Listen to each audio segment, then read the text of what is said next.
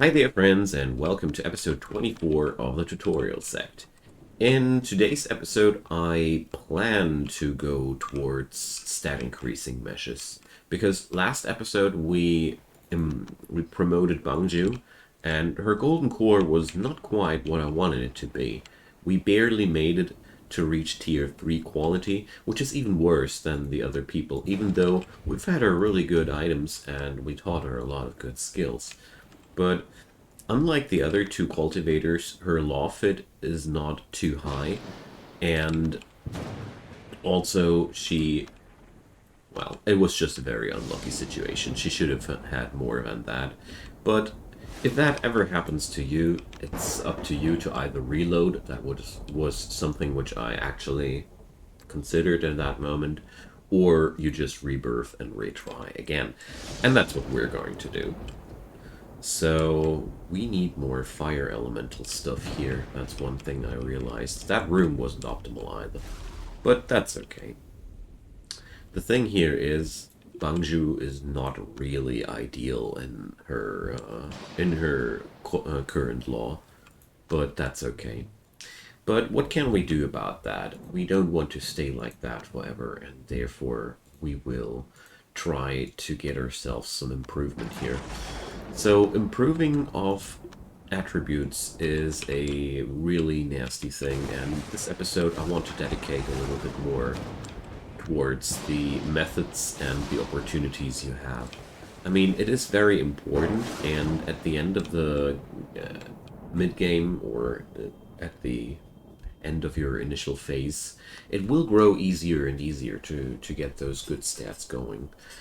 For one, I really love those forming pills, because they are just the best thing you can get there.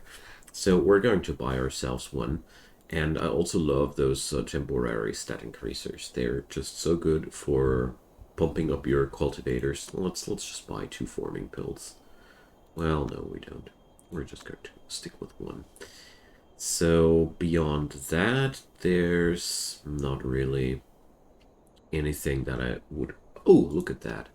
Fire essence bars, but stupidly costly. No, we're not going to take that. There are also different methods of acquiring more items to increase your stats. One of the most obvious ways to do so is just to explore the world. Outside there, you will find lots and lots of items which you can just plunder. So we can go exploring and search for items which help us there. That's why I personally think it's so important to be good friends with everybody out there. Because at the end of the day, you will really need to get all the materials and all the resources you can get. And of course, the auction is also a very solid source of stat increasing items.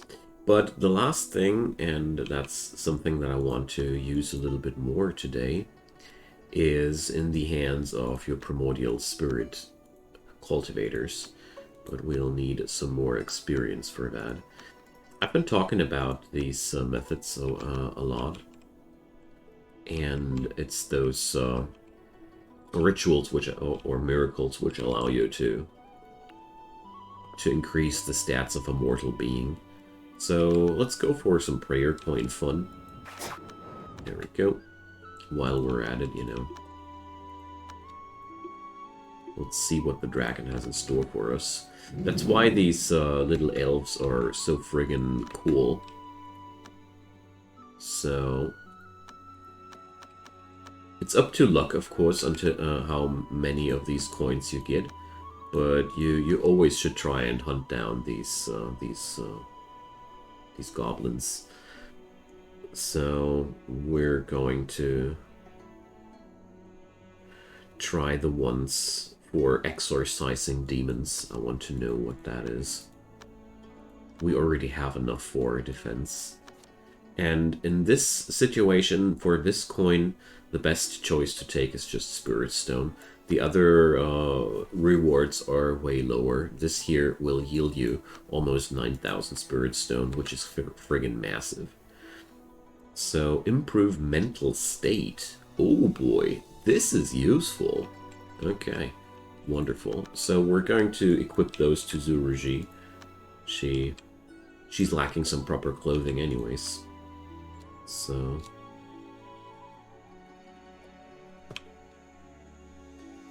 why can't she? Ah, she can't wear that because it's already in transit. Okay, that's a weird thing about ACS, that you can't equip things when they are being transported. Okay. Let's check out how much of a difference this pair of pants makes. Oh boy, that's a lot. Okay, so I had no clue, but I'd say this is a very, very, very powerful piece of clothing there. Tranquil Mind. 10 of 10. Would go again for that. Highly recommended. If I now only would find the other one of those. Ah, here, Crane Tunic. In case you're searching for something like I do here, you can always use the search bar over here. It will help you. Okay, so she now runs around with a big bad bonus on that. Let's send her meditating. And let's see. Whoop. Need to press yes, not no. And let's see that we can turn her into a primordial spirit soon too. Now, with that inspiration into our pocket, there's one thing that I want to do. I got one person in my ranks, and that's, I think that was Juna. Yeah. Her intelligence is not high enough to be introduced into the Shendao cult cultivation, so we're going to try our best to change that today. So, we're going to acquire this wonderful intelligence ritual. Enlightened Awakening. So, sadly, I don't have enough experience right now to learn all these things. But, well, we're going to do that. So, they saw a man wearing foreign costumes swindling passers-by. Let's try it with intelligence. I don't know if that was the right thing. But if somebody's swindling, we'll try to do that. So, as you see here, this ritual now will need 150,000 G. And that's why you need those high-tier cultivators and high-tier golden cores. Because right now, she's not really able to use that ritual. Not at all. We're way beyond the capabilities of that.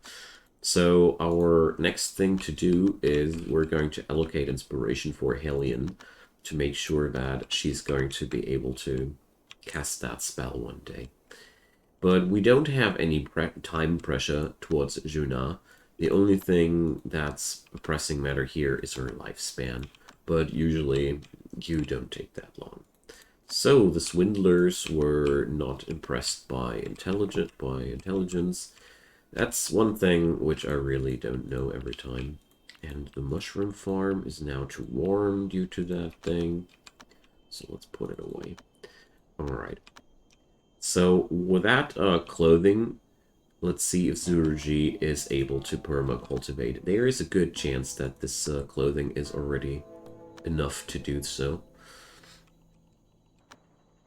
If not, she's only a couple of skills away from this status, where you're capable of never falling below 50 mental stability. The higher you stay, the more experience you get, but she's at 76 locked in. Wonderful. So now you guys know which kind of clothing is also good, without me knowing beforehand. Nice. So with this, we can really ease ourselves a lot with cultivation. Because the moment you don't have to juggle around with their mental stability anymore, things get a lot easier. Okay, so far we don't see too many things we can do. This poor soul is in a constant mental breakdown. I really don't know what I'm doing wrong for him. There's one thing This room is just desolate. Okay. So thanks to your comments, a lot of people said that a ominous environment was preferable for the body cultivation. I haven't understood completely yet why, but I accept that. So we're going to create ourselves some ice crystal bars here. If you want cheap water influence in your areas, that's the stuff you want to go for. So fire bath tunic. That's protection. And sadly, we now need to wait until the next auction happens. I don't know out of my memories where you can find stat increasing pills, but I do know that Alchemist's Peak is always worth a visit. So let's see. Bangju has not even a artifact. We gotta change that. So as a earth cultivator, she'd prefer something out of metal. Pretty sure we can't provide right now. So let's just take something out of earth then. Oh yeah, there we go. More dragon poop. You should always equip your cultivators with something. It was a real bad beginner's mistake not to do so. And we're slowly growing mushrooms here. So usually you should start hunting the items to increase people's stats as early as possible. In this run, I really did it too late, but that was also because of all the things that I was explaining in between. Usually I am way more focused about that. So Halion is now at Alchemist's Peak. Alchemist's Peak is an interesting location, because you find some pretty unique items there. I'm just very sad that we're not running any high quality cultivators yet that have higher amounts of chi, but we're gonna get there. So what's really interesting here are these junk pills. These junk pills are a very special item, and you should always collect one bunch of those, because they are max chi increasers, but they will hurt you quite badly by fire. So the key to working with the junk pill is you will need a medicine which cures fire injuries, and then you're good to go for that. And here we can gather some things. So the good thing about exploration in general, it is always worth it, because you're always going to meet some demons which you can destroy that are just nice cash in your pocket, you know? There we go. And at this point, we're also strong enough to destroy every demon. Once you are beyond 200 or 300 artifact power, that's all it needs, at least in the normal game, to be easily capable of dealing with those demons. So the junk pill is not insanely potent. It is just one little trick of many that you can use to get your max chi higher. And you might already have noticed that the quest for increasing your maximum chi is basically the most important thing in this game. And therefore, you should always try to gather as many of these things as possible. So, there we go. Alchemist's Peak is home to a lot of different beasts, and therefore, you can gather a lot of materials there. Always keep in mind, beast blood is good for you, and those quadruple stacks are just what you want to have. That's also a lot of money if you're too lazy to go for production things. So, by the way, production things. I know I'm a little bit everywhere in this episode. There was a really awesome mention there about methods of money acquisition, and somebody stated that among the best items to produce wanted to share that because I found that brilliant, were bows. Because bows can be made out of... wait a sec. Can they be made out of spirit stone blocks? No. Wait a sec. I must have misread that then. Sorry, guys. Gonna correct that. So, let's see. I also got the tip of creating some dice for your body cultivator. Let's try that. And Halion is guarding her student while she's doing her breakthrough. So, the dice. Let's give these to this poor guy. Maybe this will lighten up his mood. No, right. Probably not. Okay, Ruji is going to break through one more time. And now we're going to send her back to cultivation.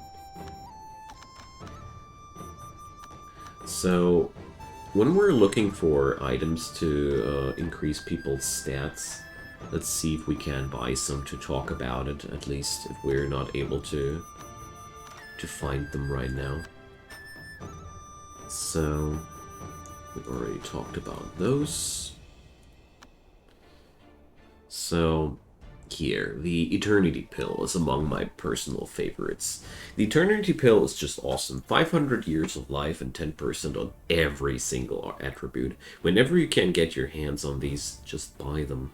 As many as you can, because basically you will want to feed one of those to everybody when you can. Regen pills, lifetime, just lifetime. Torch elixirs bring you extra artifact slots, also pretty powerful but pretty costly. Don't waste them on your low tier cultivators. So let's see. These pills are not too interesting. Panacea pill, we already talked about that. Sun pill. Well. Oh, you guys. Take a spirit stone. So, Bane pill is the opposite, but you will lose, or well, an opposite, but it's just a 10% increase, but you will lose lifetime. But I'll buy myself one of those because I know where I can get lifetime quite easily. And we're going to buy the access there as well. Because I really want to get my Shen Dao as quick as possible. So, oh, we would need connection for that. Connection is a special resource that you can get when you help those people. So sometimes you not only get Sect favor, but also connection here. Giving these people these items can net you in favor or connection. So these tasks regularly refresh. So sadly there was no opportunity for us. There's really many things in this game you need to keep balanced at once. So Harmony Pill is for tribulations. Morrow Pill is a another lifetime thingy, and another Bane pill. So, Holy Essence is another option to increase your stats, perception, constitution, intelligence, but you will lose maximum G for that. So only use that if really necessary. Really worth mentioning are the Divine Mind and the Malign Mind too. These are rebirth items. Because basically you will, when using this item to rebirth for the first time, one's potential will be improved. So the thing here is when you rebirth with that thing, your potential stat will be increased. And here you will lose some inspiration, but you will retain, you will lose potential, but you will retain inspiration. These items are not too interesting. The Holy Essence is also something which you should use sparingly because of the drawbacks these items yield.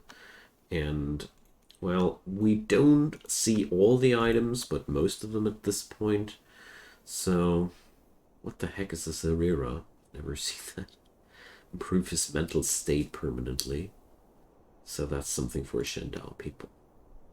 As you see, there's so many different medicines in this game that I haven't seen them all yet, even though playing this game since quite some time. So extra artifacts for dragon elixirs too. Yeah. So Mount Nalumbo, we're going to explore this place a wee bit more, because at Mount Nalumbo you can easily find some life lengthening items, and we're going to head over there. So the easiest way of getting stat increasers is either grabbing connection by doing tasks for your neighbors, or finding some of them on the merchant, most of the time a very, very costly variant. And last but not least, the auction, where you can sometimes get a real good discount. The Paladin Order event, by the way, is one unique event which only happens. I don't know if it's only happening once per game, or if it was also a thing of which was recurring. But whatever might be the case, you don't want to skip that event, because it has a very unique thing going on for itself. It's hard to find out which events in this game are actually hard-coded and which are just random, but you'll be getting there. Promise. So, Paladin Order. When you go for a bat, they tell you of a demonic cult at, well, this time it's at Central Plain, and our job is to hunt these evildoers down, and that's what we're going to do. You should not wait too long. You can also decide to help those guys, by the way, so up to you. But we're going to go for the traces of the demonic cult there, and I don't know if you should bring something bigger than a golden core. Let's try that. And Bangju also is now eligible to learn those meditation skills and such. But I'm really tempted to rebirth her right away, because at this point her skills are not too interesting. And with that quality of a golden core, I'd rather retry it. Her law fit was bad. I just brought her into the team because I needed somebody back then. Yeah, well. So we're now basically waiting for the next auction to happen, because that's the best way that I can think of. So, traces of demonic cult. So you can either let them go or kill them for justice. That's your own decision. So we're going to go there and kill that thing, and then you can get back to the Paladin Order. It depends on your own preferences how you want to go there. But, well. And we found the Celestial Pool. Wonderful. That was exactly what I was waiting for. So, back to the Paladin Order we'll go. And we need to make friends with the Mount Nalumbo guys now, too. So, as you might have noticed, it grows harder and harder for me to stick with topics that last an entire episode. I hope you guys don't mind this all over the place style which these newer episodes are going towards too, because of the insane depth of this game, it's really hard for me to stick with singular topics, and I don't want to start scripting these episodes and skip out a lot of things that would help you guys actually. So Celestial Pool, let's send Hellion over there and adventure there. Alright. So we're happily telling them that we did it, and we gained a couple of good things there, but most importantly, we gained connection with the Blue Lotus people. We gained some good reputation, we gained some favor. So, well, it's a cheap way of gaining some bonuses there. Don't waste them. You can also increase your evil reputation if you want to do so. We gained a pretty powerful artifact sword, though. Holy moly, 57. Alright, so since we needed something for Bangju, well, no longer poop, let's equip a real sword. And the meditation manual, well, okay, that's just the regular meditation technique. Don't ask me why we're receiving that one more time there. So now we're at 500 artifact battle power, and she doesn't have too many skills in that regard. So let's enter Celestial Pool. I really like that place because it's one guaranteed source of some Lifespring. And while Lifespring might be one of the weakest life-lengthening substances in the game, it only yields 100 years. But, you know, you can't easily acquire it here. And also, you can farm it here. And it's one of the few substances which can be actually farmed and not bought. That's why I really like that. Alright. So, Helion almost died while battling this frog. That's a good example of how important your tanks are for you. I did a mistake here, and the aggro of the demon was on Helion instead of the dog. And, well, didn't go too well, as you can see. So here's the Lifespring. These items, by the way, don't respawn. They only drop once, and then they're gone for good. So, they're unique rewards there. And while farming that stuff, you already noticed that it was a luck check. And you gotta check out the texts. Usually they tell you what kind of elemental affinity there is in the environment. And usually you have to go for the feng shui. And, for example, I could assume that this is a water elemental spot.